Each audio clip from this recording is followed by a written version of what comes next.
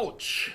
Old beef between Larry Holmes and George Foreman. Okay. And of course, Larry is claiming that George is the biggest fraud in boxing. And it's basically due to the fact that um, Holmes, of course, known for his jab, claims that Foreman avoided fighting him, citing losses to Tommy Morrison and Shannon Briggs as proof. Holmes' sharp criticism fuels the debate. And let me counterpunch. Um, I remember when once upon a time that fight was on the table. That fight was signed, sealed, delivered. Well, not delivered, but it was signed and it was sealed. And what ended up happening was these guys were signed on the fight.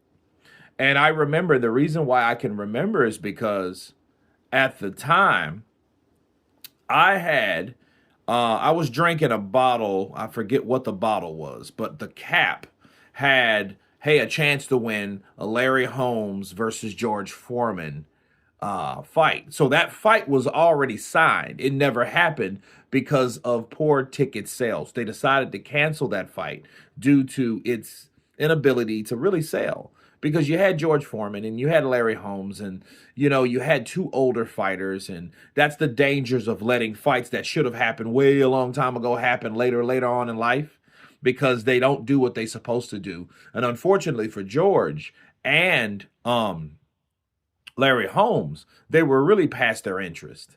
Larry Holmes was probably one of the best boxers around. However, he wasn't the most important. He wasn't the most important. He wasn't the most exciting. He was like people said, Ali's ugly sparring partner. That's how people looked at Larry Holmes. Larry Holmes was a guy that got knocked out by the young, vicious Mike Tyson, Kid Dynamite.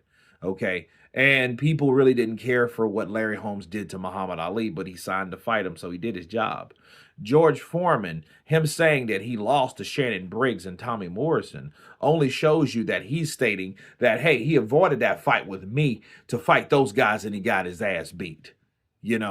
And this reminds me so much of Lennox Lewis versus Riddick Bowe, but this is earlier, calling him the biggest fraud in boxing. I don't see how that is. Listen, George Foreman wasn't stylistically or technically the best, but he was a tree chopping guy. He knew boxing. He just had an awkward style. He chopped with his shots. He was exciting. He was 40-0 with 35 knockouts when he fought Muhammad Ali and got upset by Muhammad Ali, okay? Then Ron Lyle, okay? So, a lot of these times, that's what happens. No, he wasn't the fastest. He was a hard puncher. George Foreman was known to be George Foreman, but calling him a fraud is very disrespectful, but it's coming from Larry Holmes, a guy that I think that didn't really have the notoriety, that didn't really have, I think, what he thought he should have as far as how people perceived him.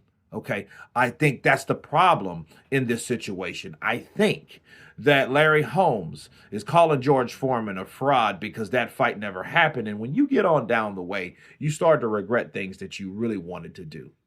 You know what I mean? But again, that fight was signed. It just didn't get sealed, and it damn sure didn't get delivered. So for Larry Holmes saying that, like, hey, he's a big fraud, no, I don't think so. George Foreman is not a big fraud. He just wasn't as technical as Larry Holmes, but to call him a fraud is a bit much.